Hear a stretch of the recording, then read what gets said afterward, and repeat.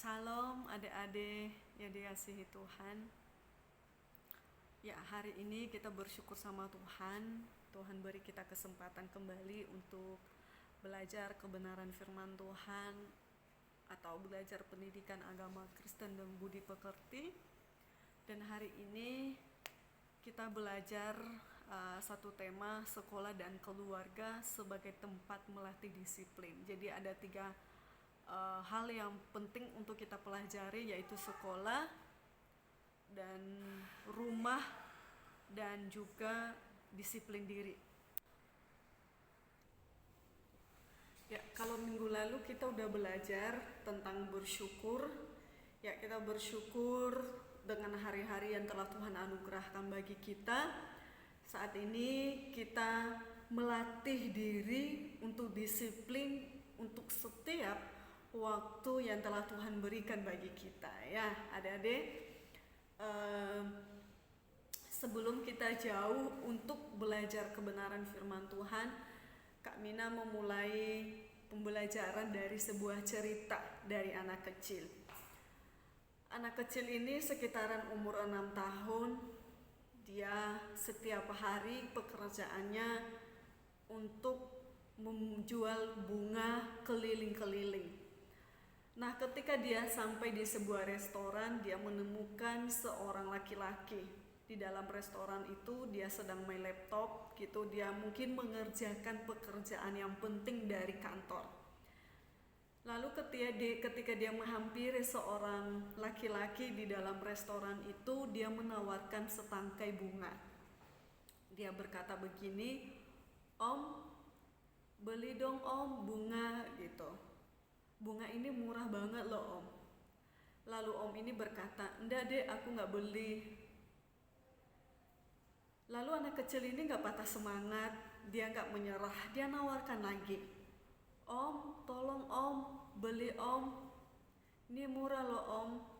Dan ini bunga ini juga bisa dikasih kepada istri, kepada kekasih, kepada orang-orang yang di sekitar kita yang kita kasihi. Jadi kita beli bunga ini gak rugi loh om kalau omnya beli," gitu. Lalu seorang laki-laki ini dia berkata lagi, "Enggak, aku gak beli." Anak kecil ini dia gak menyerah lagi, dia nawarkan lagi, "Om, tolong om, saya butuh uang om, tolong beli saya bunga ini, murah loh om, gak mahal." Lalu dengan laki-laki ini dengan nada yang kasar, dengan muka yang gak nyaman dengan anak kecil ini, dia membentak anak kecil ini, "Enggak, aku udah bilang aku gak mau beli, jual di sana sama orang yang lain, jangan di sini. Saya sudah bilang saya sibuk, aku harus mengerjakan ini, aku gak ada waktu untuk meladeni kamu," gitu. Dia marah sama anak kecil ini, dia suruh anak kecil ini untuk pergi dari hadapannya dia. Lalu anak kecil itu dia pergi, dia menawarkan ke orang-orang yang ada di sekitar situ. Lalu anak kecil ini dia keluar dari restoran. Beberapa jam kemudian seorang laki-laki yang tadi dia keluar dari restoran itu, lalu anak kecil ini menghampiri dia lagi, "Om, tolong beli om, kan om sekarang udah gak sibuk lagi," gitu kan. "Om sekarang kan gak sibuk lagi, tolong beliin om, ini murah," gitu. Lalu seorang laki-laki dia berkata, "Enggak, aku gak butuh bunga. Ya wes, sebagai kebaikanku buat kamu, saya akan berikan kamu uang 2.000. Saya gak butuh bunga." Lalu dia ambil uang di kantongannya dia berikan kepada anak kecil dengan seharga 2.000. Lalu laki-laki ini dia pergi. Ketika dia terima uang dari seorang laki-laki ini, uang ini dia nggak ambil. Lalu uang ini dikemanakan? Uang ini dia memberikannya kepada seorang pengemis yang ada di pinggir jalan.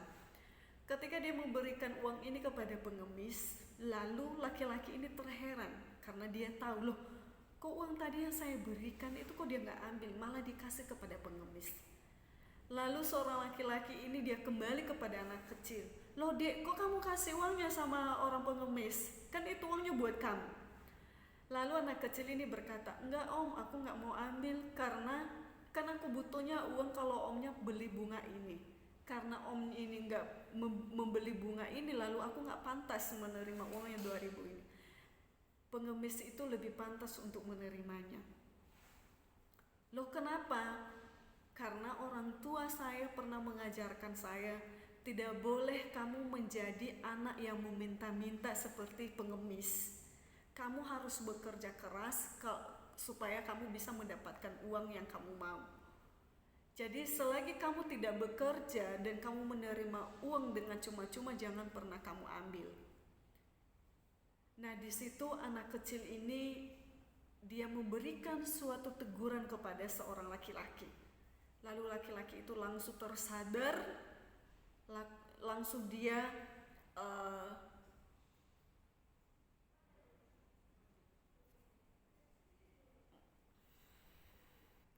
dan salut kepada anak kecil. Dan dia heran-heran. Dan di sini seorang laki-laki dia langsung menyadari bahwa kehidupan ini tidak mudah untuk dapat dikerjakan. Kehidupan ini sulit untuk bisa dikerjakan. Di sini seorang laki-laki dia mempelajari suatu inspirasi, tetaplah kamu berjuang, jangan menyerah dan jangan patah semangat. Untuk mencapai sebuah kesuksesan itu butuh yang namanya proses. Lalu laki-laki tadi dengan hati yang sadar, dia membelikan bunga tadi kepada sang anak kecil. Dia berikan semuanya bunga itu dengan harga 1 tangkai. Ya, coba bayangkan kalau misalnya bunga itu sisa 20 tangkai, kalau misalnya dijual dengan 5.000, lumayan untuk bisa memberikan melanjutkan hidup bagi keluarga anak-anak ini. Pasti dia menjual bunga ini untuk membantu keluarganya dari ekonomi. Mungkin mereka ekonominya sedang dalam terpuruk, atau mungkin mereka dalam keadaan yang miskin.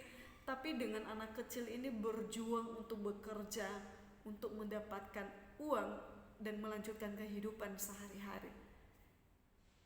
Apa sih yang kita pelajari dari sebuah kisah yang di atas?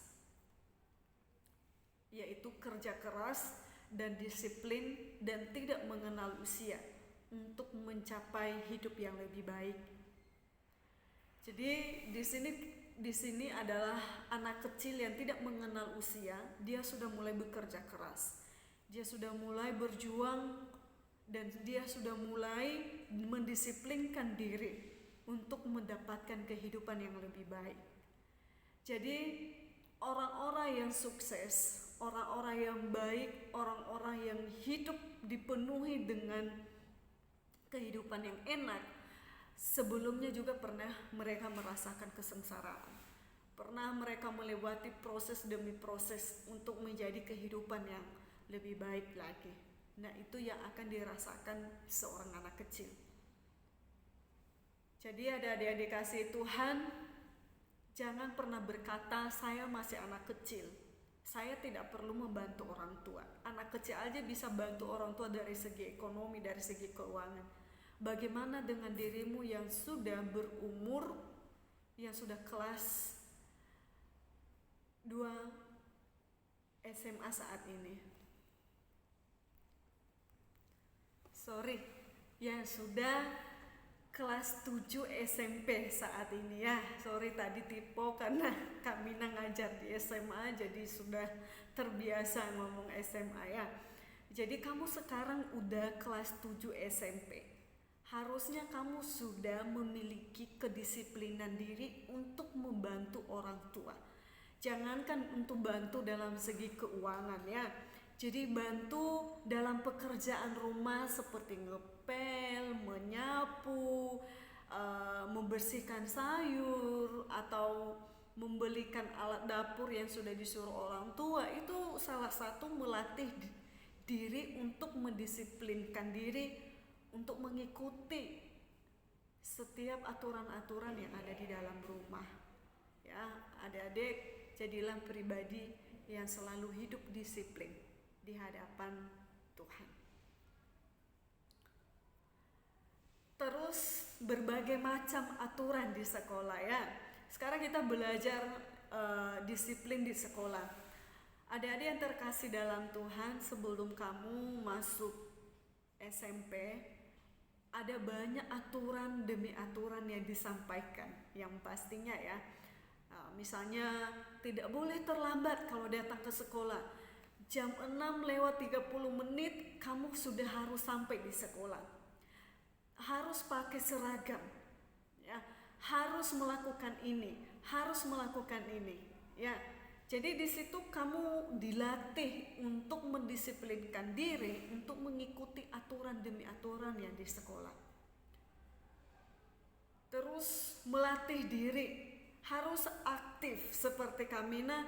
Oh, kamu supaya dapat nilai yang bagus, kamu harus aktif di sekolah, aktif bertanya, aktif untuk memberikan tanggapan, aktif untuk memberikan suatu penjelasan di dalam setiap materi. Nah, itu keaktifan itulah yang terus dikembangkan.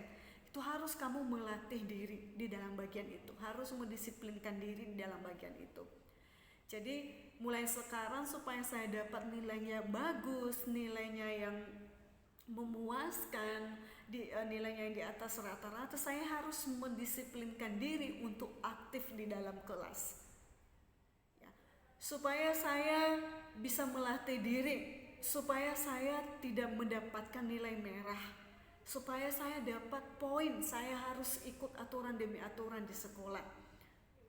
Jadi kamu harus melatih diri untuk mendisiplinkan diri juga ya di dalam sekolah. Kalau kamu menjadi pribadi yang mendisiplinkan diri dan taat di dalam setiap aturan, berarti kamu sudah menjadi pribadi yang hidup disiplin di hadapan Tuhan. Terus kalau di rumah, apa yang kamu lakukan? Apa yang kamu disiplinkan dirimu? Salah satu mendisiplinkan diri untuk tetap berdoa sama Tuhan. Ketika bangun pagi, kamu harus bangun. Jalin hubungan sama Tuhan, berkomunikasi sama Tuhan. Serahkan seluruh hidup kamu di sepanjang hari ini kepada Tuhan. Supaya Tuhan selalu menyertai kamu, menyertai pikiran kamu, menyertai perkataan kamu, menyertai setiap tangan kamu, kaki kamu, ya, semuanya Tuhan sertai. Terus malam kamu juga berdoa, menyembah Tuhan, baca firman Tuhan, itu melatih diri di rumah bersama dengan keluarga. Jadi kalau kamu sudah melatih diri untuk kerohanianmu di hadapan Tuhan, maka kamu menjadi pribadi yang taat, yang sudah melakukan kedisiplinan diri di hadapan Tuhan. Ya, terus selanjutnya kita belajar apa lagi tentang kedisiplinan? Yaitu kita mau membuat jadwal diri kita sendiri setiap hari. Ya, misalnya contohnya dari jam ini saya harus bangun tidur, habis itu mandi pagi, pakaian, terus sarapan, habis itu berdoa, setelah itu siap berangkat sekolah. Jadi kamu berikan catatan adik-adik.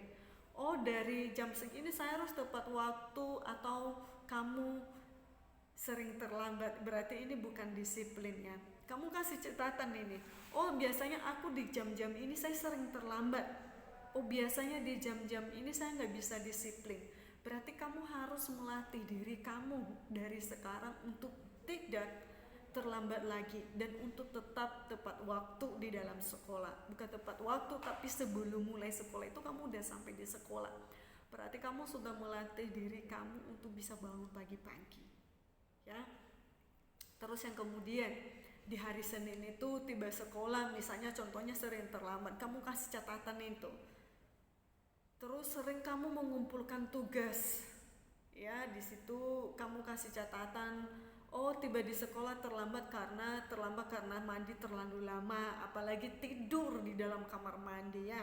Biasanya kalau udah ngantuk sekali, malas untuk mau gayun, mau mandi, mau sabun badan, itu malas. Yang adanya tidurnya di dalam kamar mandi, ya. Jadi terlambat mengumpulkan tugas, kenapa? Karena terlambat karena selalu menunda waktu untuk mengerjakan tugas. Jadi di situ kamu berikan suatu catatan. Jadi ketika kamu melakukan kesalahan ini selama ini, berarti kamu harus mulai sekarang menyusun jadwal kamu untuk bisa melakukan kedisiplinan diri setiap hari dan tidak melakukan itu lagi. Kesalahan-kesalahan itu kamu tidak boleh melakukan lagi. Makanya penting kamu berikan catatan di dalam dirimu. Ini nanti tugas yang akan dikumpulkan ya, adik-adik kasih Tuhan. Terus penyebab tidak disiplin. Apa sih penyebab anak-anak Tuhan yang tidak pernah disiplin? Salah satunya yang tadi ya, sering menunda-nunda pekerjaan, mengabaikan, meremehkan. Kalau udah menunda-nunda, contohnya besok lah, ini gampang pekerjaannya, besok aja, besok itu nggak habis-habis. Besoknya masih ada lagi, besoknya masih ada lagi. Jadi kalau jadwalnya sekarang, ya kamu kerjakannya sekarang, nggak boleh menunda untuk besok. Terus terlalu mengabaikan, gampang, mudah kok pekerjaan ini, dalam 1 menit selesai gitu ya. Jadi Tuhan nggak mau itu. Meremehkan itu nggak menghargai gitu, nggak menghargai suatu pekerjaan, tidak menghargai suatu tugas, tidak menghargai guru, ya meremehkan. Jadi kamu harus melatih diri untuk tetap disiplin. Disiplin tidak menunda-nunda pekerjaan, disiplin untuk tidak mengabaikan, disiplin untuk tidak meremehkan, tapi tekun untuk melakukan setiap pekerjaan itu. Namun kesimpulannya bagi kita apa? Adalah mulai dari diri sendiri dulu ini. Mulai dari diri sendiri dulu untuk mendisiplinkan diri, belajar untuk kerja keras. Seperti anak kecil tadi, dia nggak mengenal usia dan nggak mengenal lelah, dia nggak putus asa dan dia nggak patah semangat, dia tetap berjuang untuk bekerja, untuk mendapatkan sebuah uang dan demi untuk membantu keluarganya. Terus mulai sekarang kamu harus mengatur jadwalmu dan kamu ikuti jadwal itu setiap hari. Tidak boleh kamu tidak bisa mengikuti. Kamu harus ikuti susunan jadwal yang kamu buat setiap hari itu. Dan jangan mengabaikan atau meremehkan segala aturan yang sudah ditetapkan. Misalnya meremehkan aturan di sekolah, meremehkan kedisiplinan di dalam sekolah, kamu harus melakukan itu.